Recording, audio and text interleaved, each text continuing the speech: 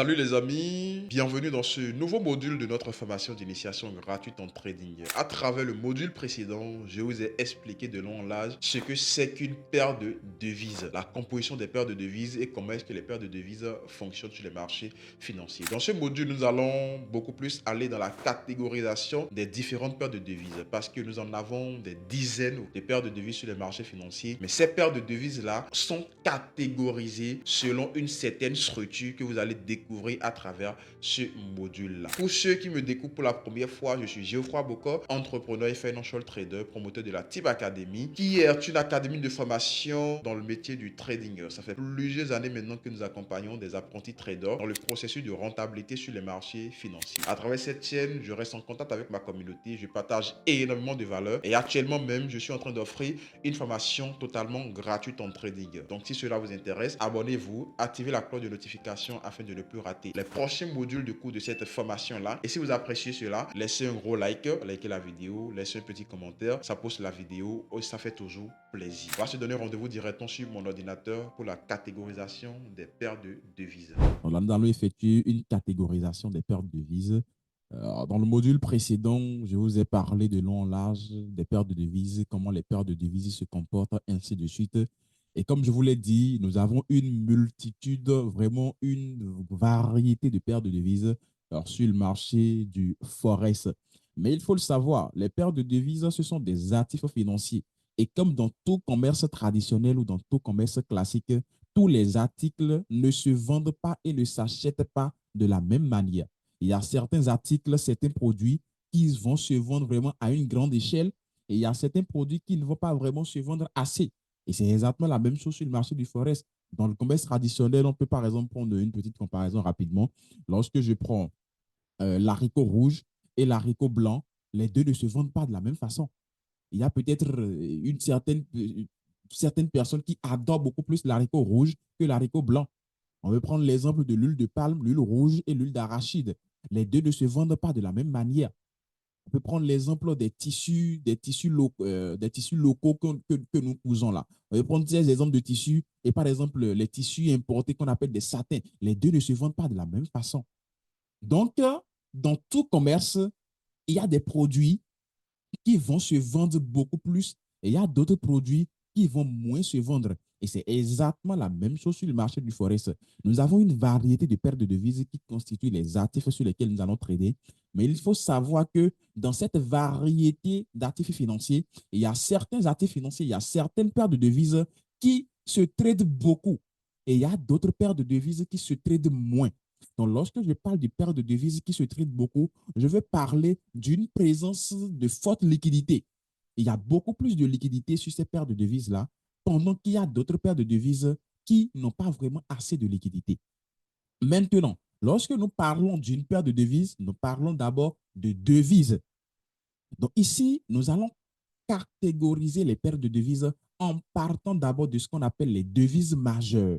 Il y a certaines devises qui sont vraiment négociées énormément sur les marchés financiers. Il y a certaines devises qu'on appelle des devises majeures. Et ces devises, c'est parce que vraiment, dans ces différents pays disposent des places financières, pardon, où les échanges, en fait, se font vraiment de manière significative. Donc, en parlant de devises majeures ici, nous allons par exemple commencer déjà par le dollar. Le dollar est une devise majeure parce que l'Amérique fait quand même partie, l'Amérique c'est quand même la plus grosse puissance économique qu'on a aujourd'hui et tout. Donc, le dollar, voilà. Donc, le dollar est une devise majeure. Le dollar, c'est une devise qui se négocie énormément sur les marchés financiers. Après le dollar, vous allez avoir l'euro. L'euro également est une devise qui s'échange beaucoup plus sur le marché du Forex. On va avoir également le GBP, le livre sterling. On va avoir le JPY, le yen japonais. On va avoir l'AUD, le dollar australien. On va avoir le CAD, le dollar canadien. On va avoir le NZD, qui est le dollar néo-zélandais. Et on va avoir le CHF, qui est le franc suisse. Donc, ces devises-là, nous en avons au total 8. Nous avons 8 devises majeures sur le marché du Forex. Donc, ce sont ces devises qui sont les plus négociées sur le marché du Forex. Maintenant, en ayant les devises majeures, parce que sur le Forex, nous n'allons pas trader les devises une à une. Les devises se tradent deux à deux. Donc, en partant maintenant des devises majeures, nous allons pouvoir constituer ce qu'on appelle les paires majeures. Donc, les paires majeures, c'est quoi? Les paires majeures dans le trading Forex comprennent généralement les devises les plus largement échangées et les plus influentes sur le marché des changes, pour ne pas dire les devises majeures. Donc, les paires majeures comportent les devises majeures, sont composées de devises majeures. Donc, ces paires de devises sont considérées véritablement comme les plus liquides et les plus négociées sur le marché du Forex. Les paires majeures, c'est vraiment les paires de devises qui sont les plus tradées, qui sont les plus négociées. Il y a plus de liquidité, donc plus de volatilité sur ces paires de devises-là. Donc, les mouvements dans ces paires peuvent avoir un impact significatif sur les tendances générales du marché des changes en raison de leur volume de transactions qui est extrêmement élevé. Donc, la plupart des traders cherchent très souvent à trader les paires majeures parce que ces paires représentent plus de liquidité et qui dit plus de liquidité parle de plus de volatilité. Donc, ces paires aident généralement les traders à rapidement atteindre leurs objectifs de profit. Et les paires majeures, généralement, ce sont les devises majeures qui sont composées entre elles. Donc là, nous allons commencer déjà par l'euro USD. Donc, quand on prend l'euro USD, c'est la composition de l'euro et de l'USD. Euro USD, c'est la composition de l'euro et de l'USD. On a le GBP USD.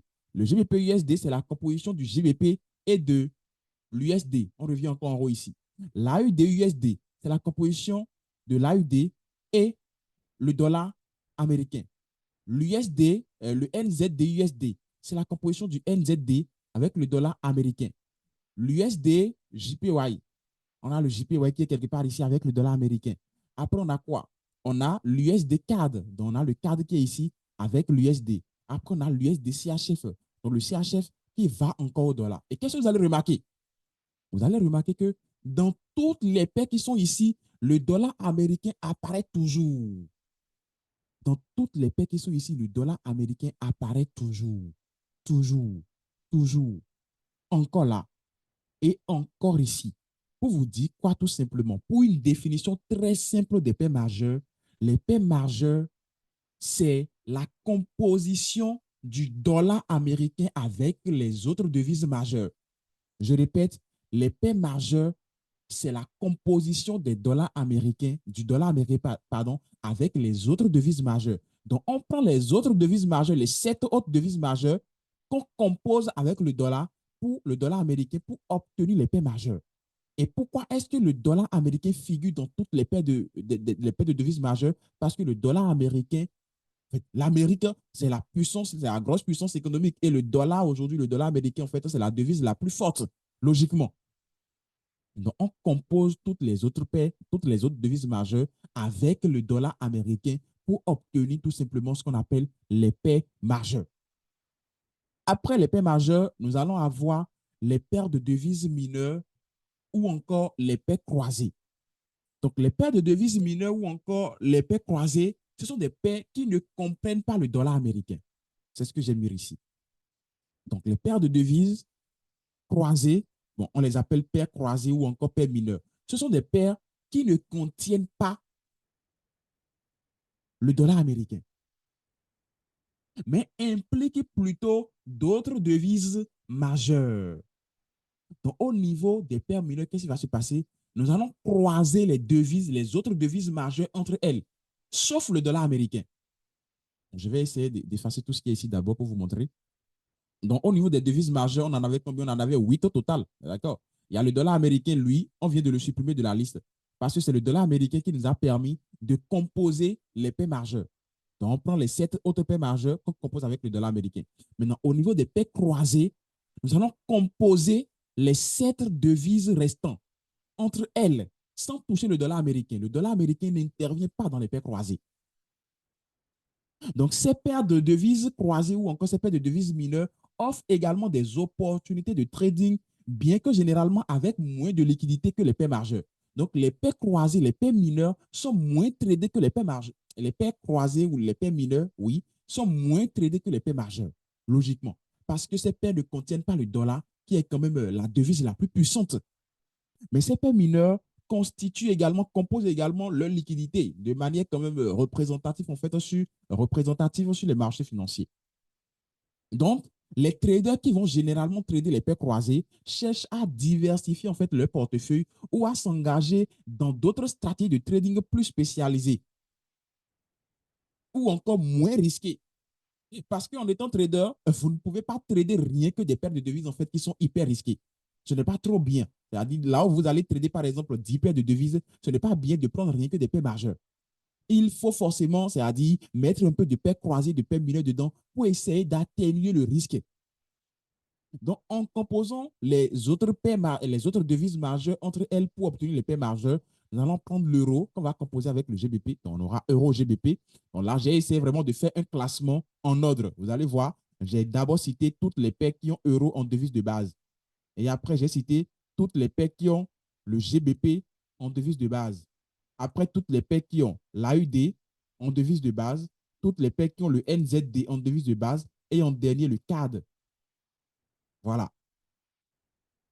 Donc ici, vous allez avoir Euro GBP, Euro CAD, Euro JPY, Euro AUD, Euro NZD, Euro CHF, GBP CAD, GBP AUD, GBP NZD, GBP JPY, GBP CHF, AUD CAD, ODE CHF, ODE NZD, ODE JPY, NZD CAD, NZD JPY, NZD CHF et CAD JPY.